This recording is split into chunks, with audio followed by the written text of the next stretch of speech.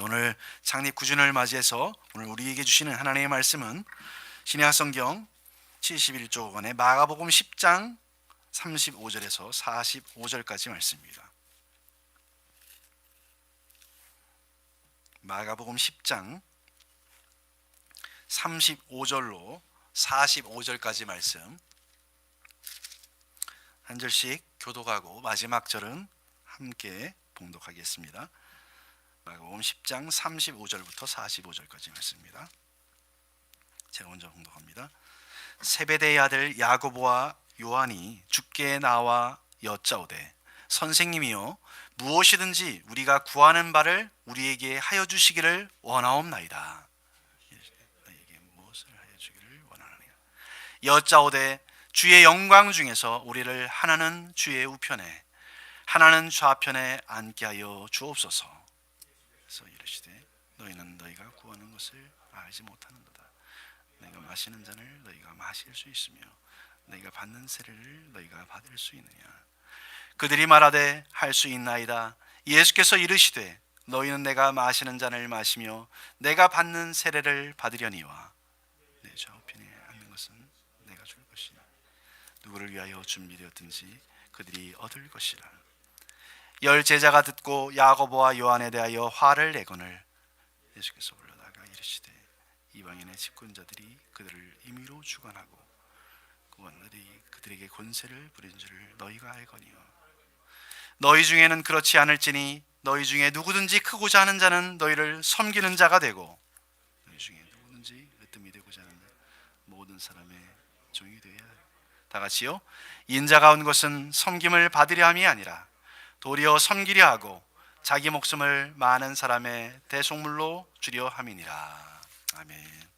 오늘 이 시간에는 운정은혜교회의 출발이 있도록 가능하게 해주신 우리 일산은혜교회, 일산은혜교회 담임 목사로 이렇게 오랫동안 사역하시다가 지금 현재는 평통현대 상임 대표로 이렇게 섬겨주시는 우리 강경영 목사님 나오셔서 본질로 돌아가자라는 제목으로 말씀을 오늘 증거해 주시겠습니다. 우리 서로에게 큰 은혜의 시간 되시기를 바랍니다. 목사님 나오실 때 큰 박수로 환영해 주시기 바랍니다.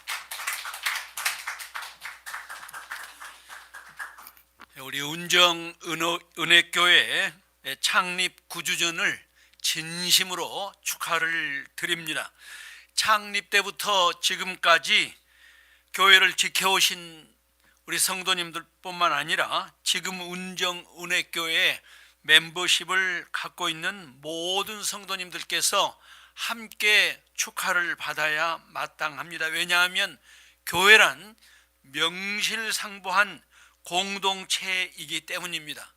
창립 9주년을 맞으면서 두 가지 질문이 있을 수 있다 이렇게 생각을 합니다. 첫 번째 질문은 운정은혜교회는 그동안 얼마나 성장했습니까?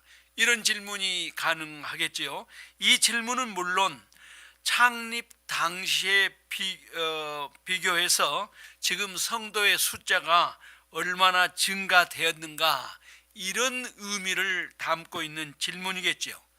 그런데 이와 같은 질문이 본질적인 질문이라고 생각하는 사람은 아무도 존재하지 않습니다. 본질적이란 말은 무슨 뜻일까요? 예수님과 상관이 있는가 이런 의미겠죠.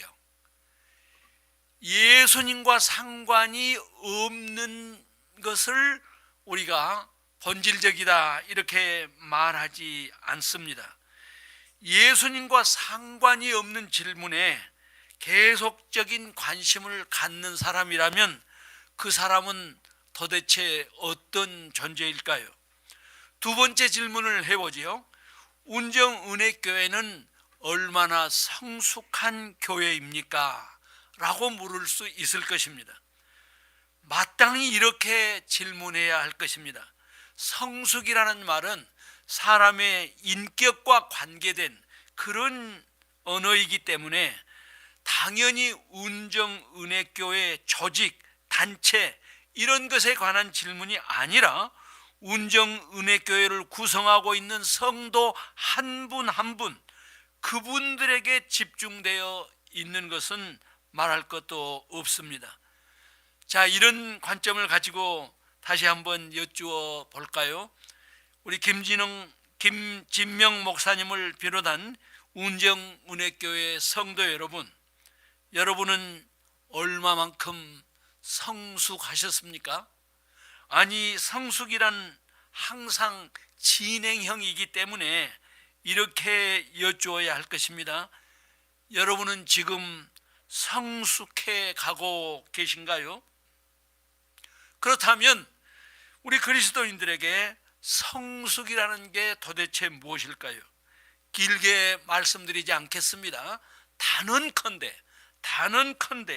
성숙이란 예수님을 닮아가는 것입니다. 이것이 성경이 말하는 성숙입니다. 그리스도인에게 성숙이란 예수님을 닮아가는 과정입니다.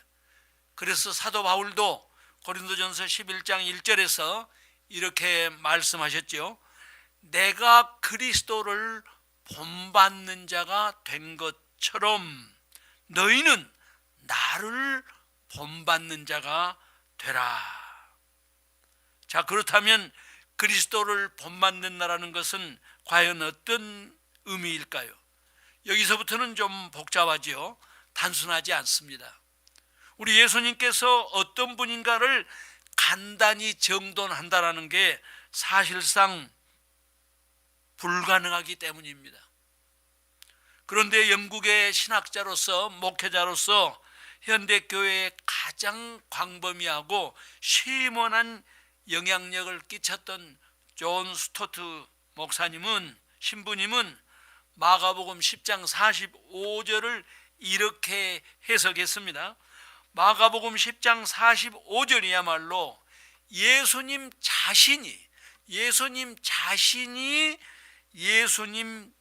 자신을 누구인가 라고 설명하는, 증언하는 가장 귀중한 말씀이다. 그러니까 예수님 자신이 내가 누구인가 라고 말씀한 가장 중요한 증언이다, 이런 뜻으로 말씀하셨습니다. 자, 그런 전제를 가지고 우리가 마가복음 10장 45절 다시 한번 보실까요? 인자가 온 것은 섬김을 받으려 함이 아니라 도리어 섬기려 하고 자기 목숨을 많은 사람의 대속물로 주려 함이니라.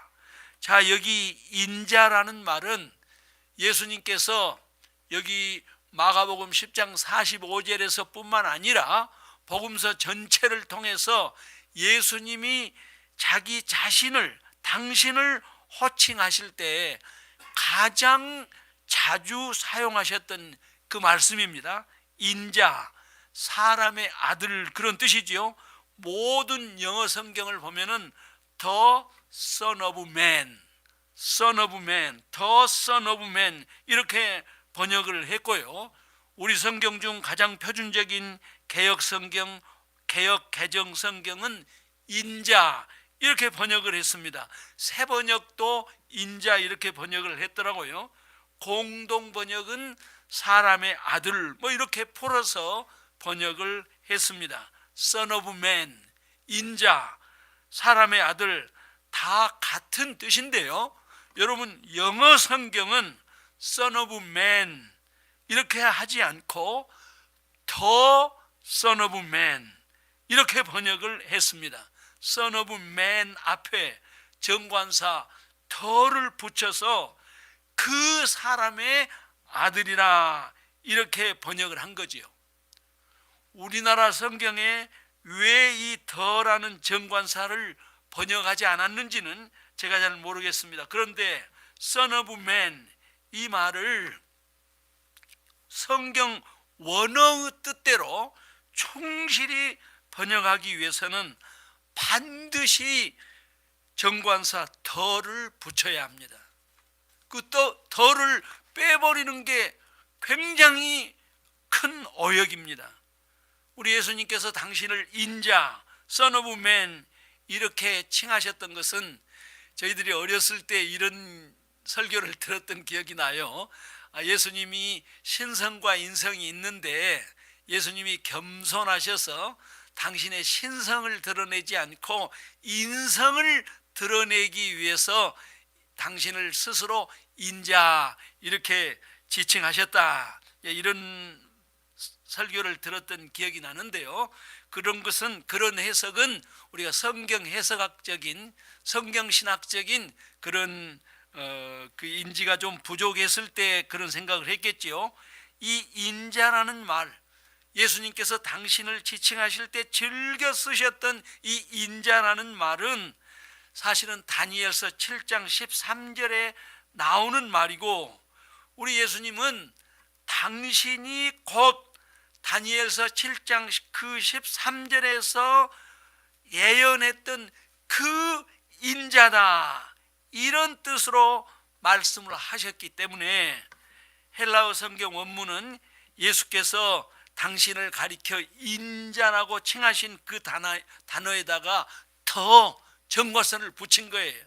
예수님은 그냥 선어부맨 일반적인 사람의 아들이 아니라 다니엘서 7장 13절이 예언했던 그 인자다, 이런 뜻을 가지고 있기 때문에 영어 성경처럼 더라는 정관사를 붙이는 게 아주 정확한 해석이 되는 것입니다. 자, 그러면은 다니엘서 7장 13절에 나오는 그 인자는 어떤 존재를 가리키는 말일까요? 다니엘서 7장 13절입니다. 내가 또 밤 환상 중에 보니 인자 같은 이가, 인자라는 말이 나왔지요. 인자 같은 이가 하늘 구름을 타고 와서 옛적부터 항상 계신 이에게, 항상 계신 하나님께 나아가 그 앞으로 인도되매 그랬어요. 여기서 인자 같은 이가, 이 말이 바로 예수님께서 당신을 지칭할 때 쓰신 인자라는 말이에요. 자, 그 인자가 누구인가? 그 인자가 누구인가? 14절 보겠습니다.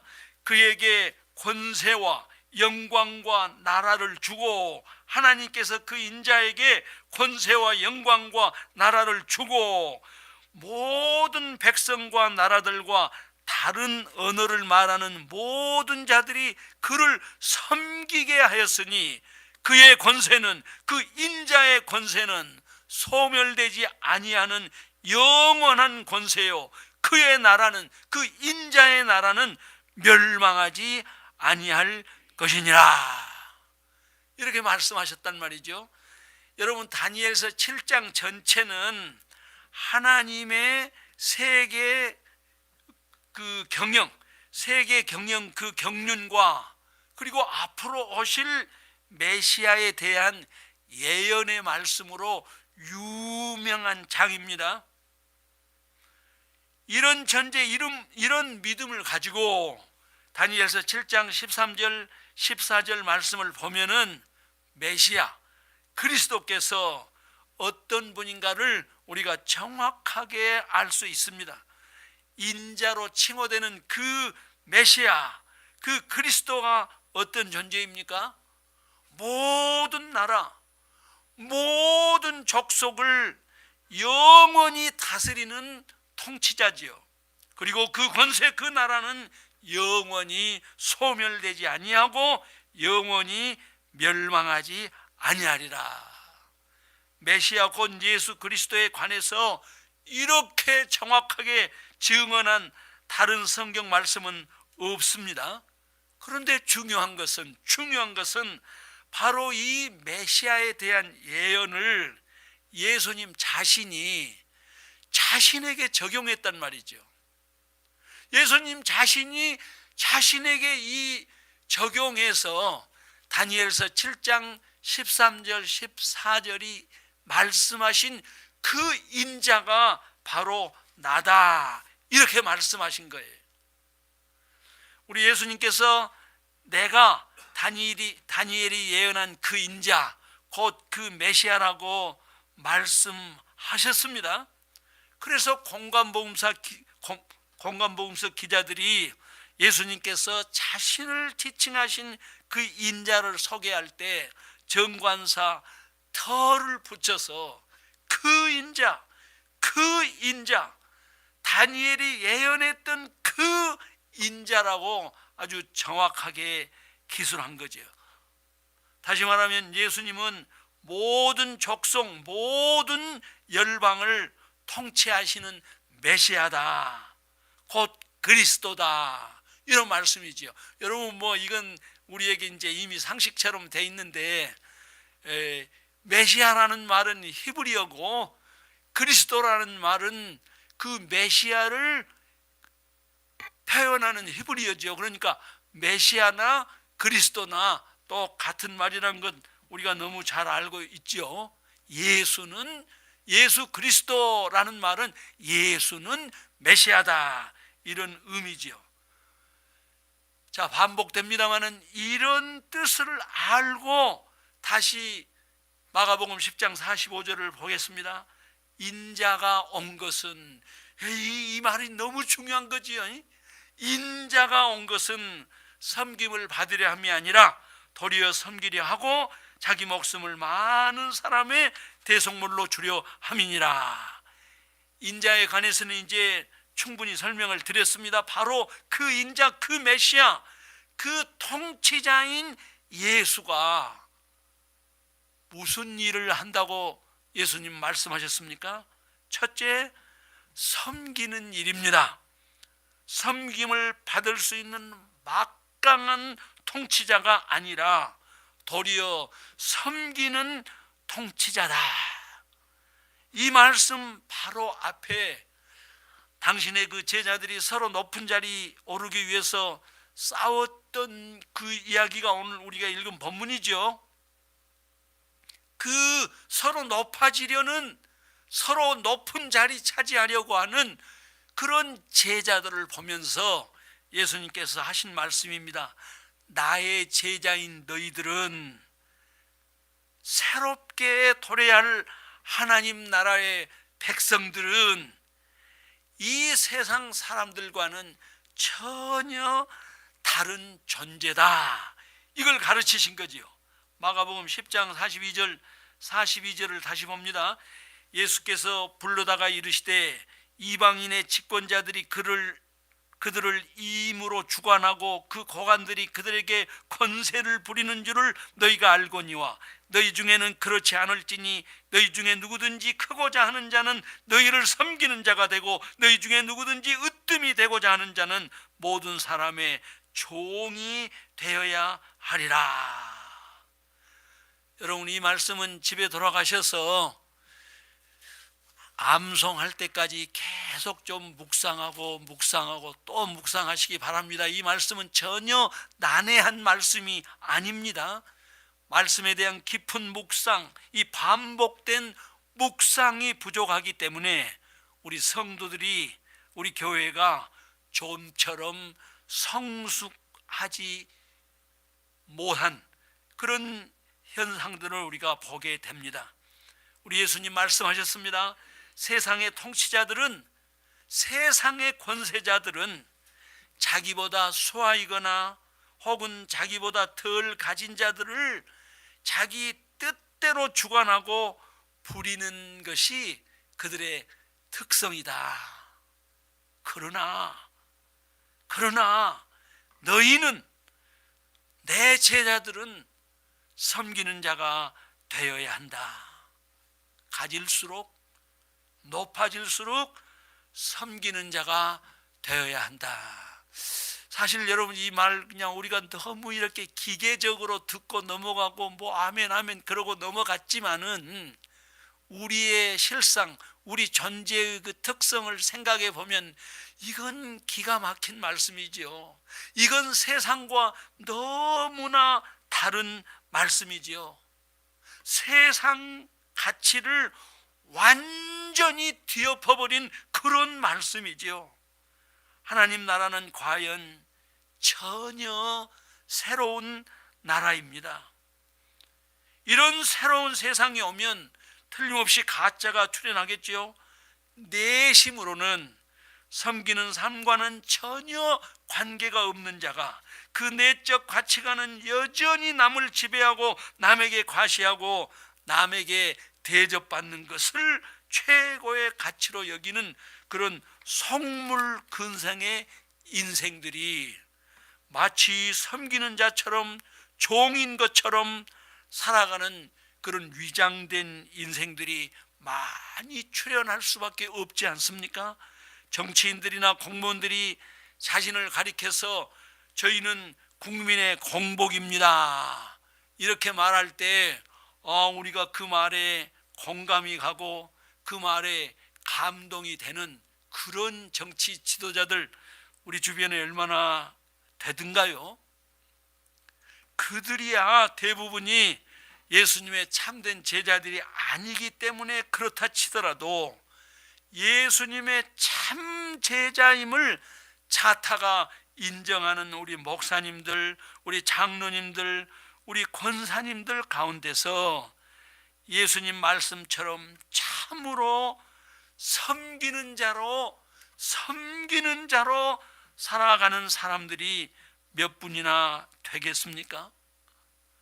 우리 예수님께서 말씀하십니다.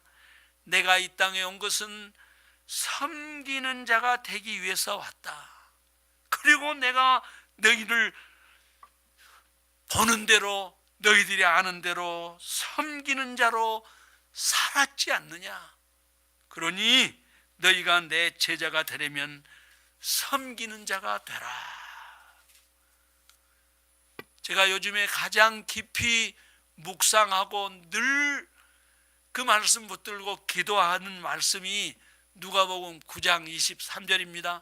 아무든지 나를 따르려거든 자기를 부인하고 내 안에 있는 그 내적인 가치들을 다 부인하고 자기를 부인하고 날마다 자기 십자가를 지고 날마다 자기 십자가를 지고 나를 따를 것이니라. 그렇게 말씀하셨잖아요. 마가복음 10장 45절이나 누가복음 9장 23절이나 사실은 동일한 말씀입니다. 예수님의 섬김, 그 종착역은 죽음이었죠. 만민의 죄를 대신해서 만민의 죄를 대속해서 죽으셨습니다. 대속의 죽음은 하나님의 아들이시요 성삼위일체이신 참 하나님 예수 그리스도 그분만 담당하실 수 있는 유일무이한 그런 대속의 사역이기 때문에 이 섬김의 삶을 묵상하는 오늘의 강론에서는 대속의 죽음에 관해서 말씀드리지 않겠습니다. 처음 제가 소개해드렸던 그 존 스토트는 마가복음 10장 45절을 이렇게 해석했습니다. 예수님은 도저히 양립될 수 없는 두 개념을 당신의 인격과 사역 안에서 통합시켰다. 도저히 양립될 수 없는 두 개념을 당신의 인격과 사역 안에서 통합시켰다. 무슨 뜻일까요? 도저히 양립될 수 없는 두 개념이 무엇일까요? 인자와 섬기는 자는 도저히 양립될 수 없는 두 개념이지요. 인자는 메시아입니다. 통치자입니다. 다스리는 자입니다. 영원한 왕이라는 뜻입니다. 그런데 섬기는 일은 누가 하는 일입니까? 통상적으로 우리 세속적인 개념으로 섬기는 일은 종들이 하는 일이죠. 종들이 섬기는 거죠. 왕과 섬기는 일은 도저히 양립될 수 없는 개념이라 이 말이죠. 통치자와 섬기는 일은 전혀 어울리지 않습니다. 그런데 우리 예수님께서 당신의 가르침과 삶을 통해 왕과 섬기는 일이 하나다. 왕과 섬기는 일 도저히 양립될 수 없는 이 개념을 당신의 사역과 인격 속에서 하나로 통합시킨 거죠. 그래서 너희는 나와 함께 왕이 되었다. 그러니 너희도 나와 함께 종이 되라. 바로 이것이 이미 여기에 임한 하나님 나라의 새로운 질서다. 바로 이것이 하나님 나라의 새로운 질서라고 말씀하신 것입니다. 사랑하는 성도 여러분, 우리는 예수 그리스도를 통해 이미 여기에 임한 하나님 나라의 백성입니다. 옛 질서가 아닌 새로운 질서 안에서 우리가 과연 섬기는 자로 살아오셨습니까? 섬기는 자로 살고 계십니까? 과연 예수님처럼 예수님의 제자답게 살아가고 계신가요? 제가 진실로 하나님의 말씀을 지금 전하고 있는 자라면, 여러분들께서 진실로 살아계신 하나님 존전에서 이 말씀을 듣고 계신다면, 저와 여러분은 이 시간 사실 정말로 괴로운 시간이고 정말로 절망의 시간이 돼야 마땅할 것입니다. 절망의 시간이 돼야 우리에게 희망이 있을 수 있기 때문입니다. 지난 주일 저녁에 군산에 있는 우리 두 손녀가 왔어요. 일주일 동안 이제 있다가 어제 갔는데, 제가 한 4, 5일은 우리 그 해나 해녀 혜린이를 이렇게 데리고 다녔어요. 제가 이제 차를 데리고 이것저것 데리고 다녔는데 제가 깜짝 놀랐습니다. 제가 감격했습니다. 우리 해나가 이제 6학년 되거든요. 이제 둘째 그 동생 4학년 되는 올라가는 혜린이를 해나가 어찌 그렇게 배려하고 살피고 엄마 노릇을 다 하더라고요. 그래서 제가 깜짝 놀랐어요. 얼마나 감격했는지 몰라요. 이 말에 아멘 하실 분은 양용호 장로님 한 분밖에 안 계시네, 여기서는. 제가 너무나 감격했어요. 아, 우리 해나가 이렇게 자랐구나. 여러분, 사람은 자라는 거죠. 성숙해 가는 거죠. 물론 그 성숙의 속도는 천차만별이지만 살아있는 자는 자라게 되어 있습니다. 이게 우리의 희망입니다. 그래서 우리가 자라지 않는 것에 대해서 너무 절망할 필요는 없습니다. 사람은 자라게 되어 있습니다. 그리스도인의 삶은 섬기는 삶이지요. 나를 사랑하사 나를 위하여 이 땅에 성육신하신 예수 그리스도, 하나님의 영광의 자리를 버리고 이 땅에 성육신하셨습니다. 낮아지신 거죠. 성육신을 한마디로 이야기하라 그러면 낮아지심을 성육신이라고 말할 수 있지 않겠습니까? 그리고 우리 예수님께서 얼마나 진실하게 자신의 모든 것을 내어놓았습니까? 우리 예수님께서 말씀하신 섬김은 내어놓음이지요.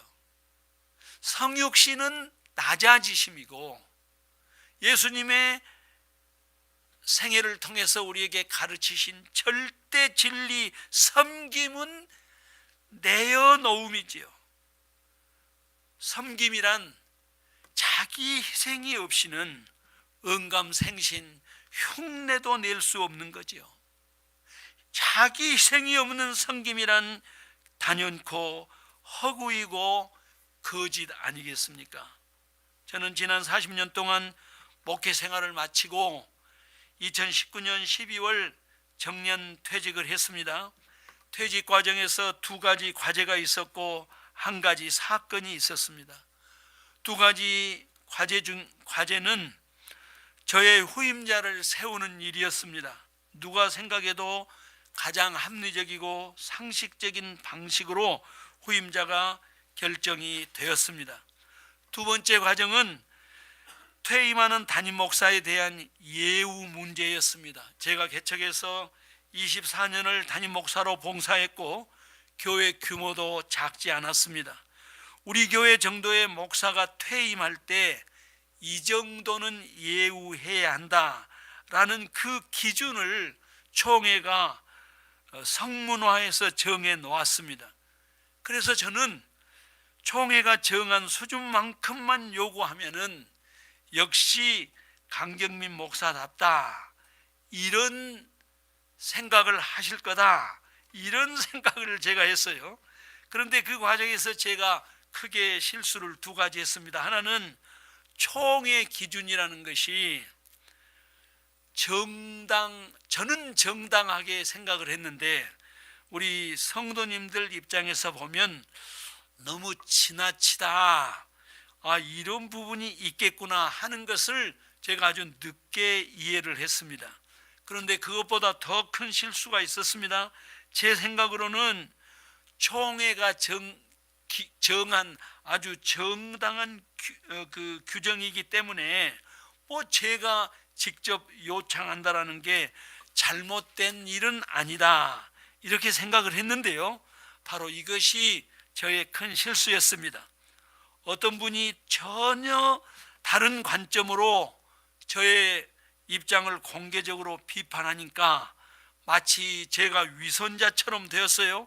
강 목사가 말로는 공의와 정의를 외치더니 은퇴하면서는 자기 몫을 다 챙긴다, 이런 논리가 퍼져 나간 거죠. 각자가 서 있는 입장에 따라서 생각이 다르겠지만 저로서는 매우 섭섭했습니다. 그러나 대화하는 그런 과정에서 사실은 당회에서나 채직회에서나 큰 소리 한번 나오지 않고 서로 협력해서 결과를 다 받아들이고 문제가 잘 정돈이 되었습니다. 유종의 미를 거둔 것으로 생각을 했고 우리 많은 성도님들의 축복 속에서 2019년 12월 15일 저는 은혜 중에 일산은혜교회 담임 목사직을 임했습니다. 만사가 잘 정돈된 것으로 알았습니다. 그런데 그 다음 주일 마지막 당회였죠. 제가 주관하는 마지막 당회였는데 거기서 참으로 전혀 예상하지 못한 그런 문제가 불거지더라고요. 참으로 저는 상상도 하지 못했습니다. 그래서 인간적인 배신감 때문에 많은 시간 동안 정신적으로 영적으로 고충을 겪어야 했습니다. 폭풍노도 같은 시련의 시간들이 지나갔었죠. 다행히도, 감사하게도 기도하는 시간을 놓치지는 않았습니다.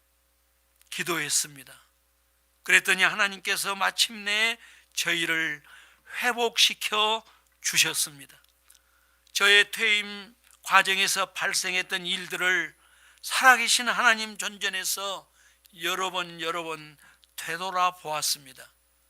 결론은 명백하게 두 가지였습니다. 하나는 저의 행위에서 법적인 하자는 전혀 발견할 수가 없었습니다.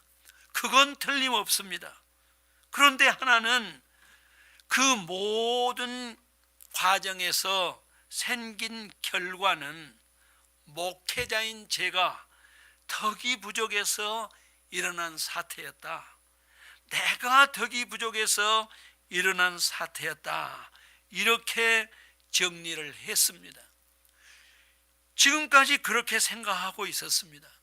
그런데 여러분 교회 창립 9주년 기념 예배 설교 본문을 묵상하면서 하나님 말씀 앞에 제가 제 모습 그대로 섰습니다. 해답은 더욱 분명해졌습니다.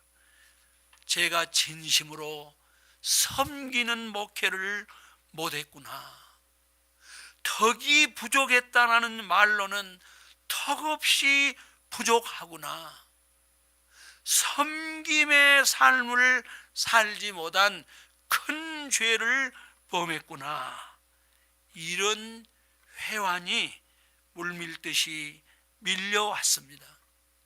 그리고 이 깊은 회한의 마음을 가지고 여러분에게 간곡하게 호소하고 싶었습니다. 우리 김진명 목사님처럼 저에게 인간적 도리를 다한 동역자도 많지 않습니다. 아마 이게 맞는 이야기인지 모르겠는데 제가 김 목사님과 14년을 같이 동역했던 것 같습니다. 그 기간 동안 제가 우리 동역자들에게 우리 동역자들을 진심으로 섬겼는가 자문해 보았습니다. 가슴이 저려왔습니다. 깊이 뉘우치는 마음으로, 그리고 진정으로 사랑하는 마음으로 교회가 본질로 돌아가야 한다고 전하고 싶었습니다.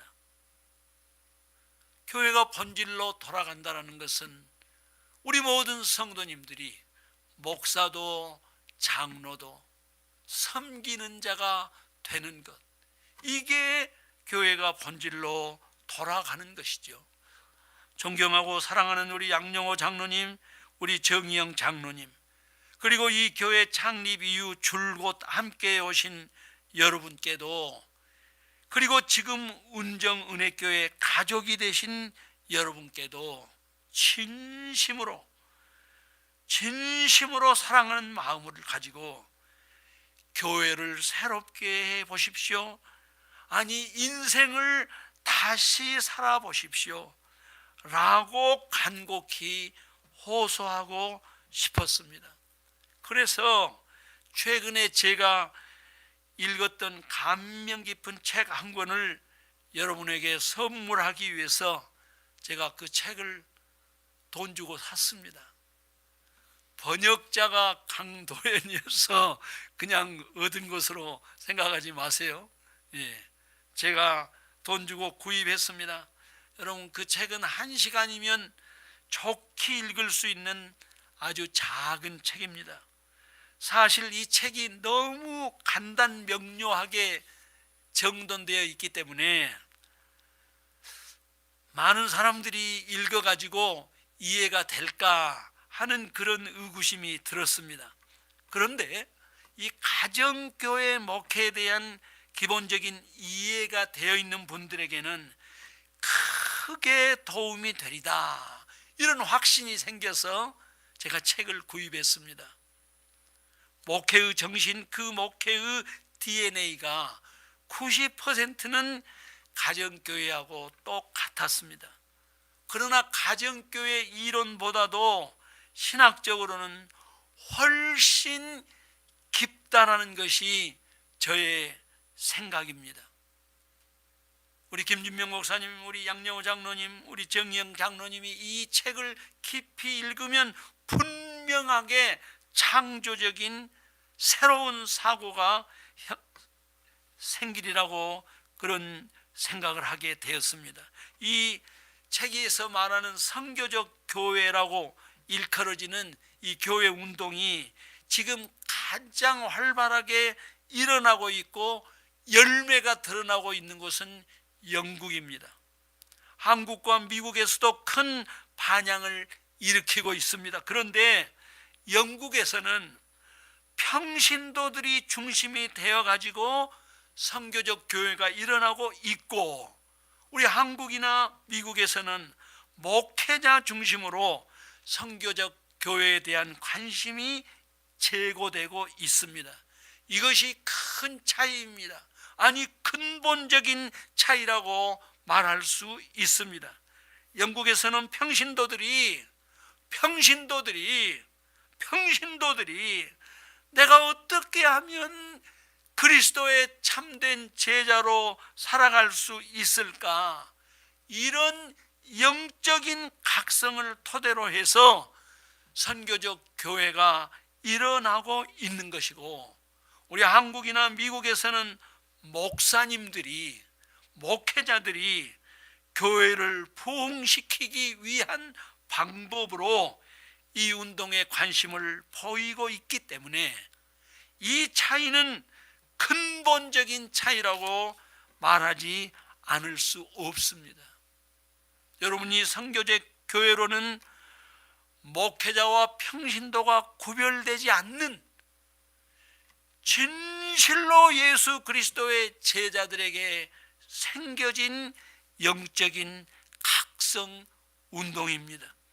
우리 김 목사님과 두 장로님 그리고 깨어있는 여러분들이 예수 그리스도 안에서 새로운 삶을 살아가기를 간절히 원한다면 운정은혜교회는 반드시 새로운 역사를 써가게 될 것입니다. 오늘이 9주 전이니까 이제 1년 후에는 10주년이 되겠네요. 여러분, 모든 가치 있는 일들은 쉽게 열매 맺지 않습니다. 운정은혜교회와 성도 여러분의 생애 가운데 놀라운 주님의 은총, 주님의 기적이 일어날 수 있도록 저도 여러분과 함께 여러분을 기억하면서 우리 운정은혜교회를 가슴에 품으면서 계속 기도하겠습니다. 주의 은혜가 여러분에게 임하시길 주의 이름으로 축원합니다. 기도하겠습니다. 살아계신 아버지 하나님, 이곳에 주께서 교회를 세우시고 지난 9년 동안 주께서 눈물을 흘리셨습니다. 주님께서 주님이 원하시는 방향으로, 주님이 원하시는 기쁨으로 이 교회에 속한 모든 주의 종들이 성숙에 갈 수 있도록 축복해 주시옵소서. 내년 창립 10주년을 맞이할 때 그 열매의 싹들을 볼 수 있도록 주께서 은혜 베풀어 주시옵소서. 감사합니다. 예수님 이름으로 기도하옵나이다. 아멘.